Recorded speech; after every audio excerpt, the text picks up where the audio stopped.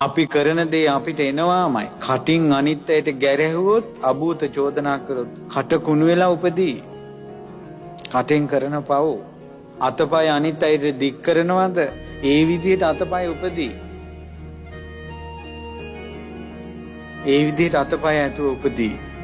ඒ නිසා පින්වතුනි අපි කරන දේ අපිට එනවා. හොඳ කළොත් හොඳ එනවා, නරක කළොත් නරක එනවා. යාදිසං වපතේ බීජං තාදිසං හරතේ පලං. මොනවද වපුරන්නේ? ඒමයි නෙලාගන්නේ.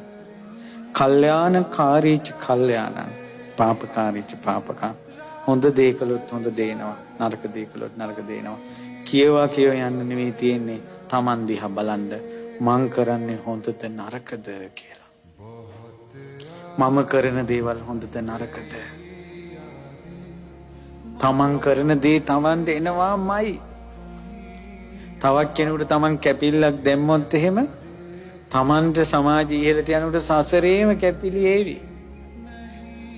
තමන් කෙනෙකුට වංචා කළොත් තමන්ට වංචා කරන අය බිහි වේවි.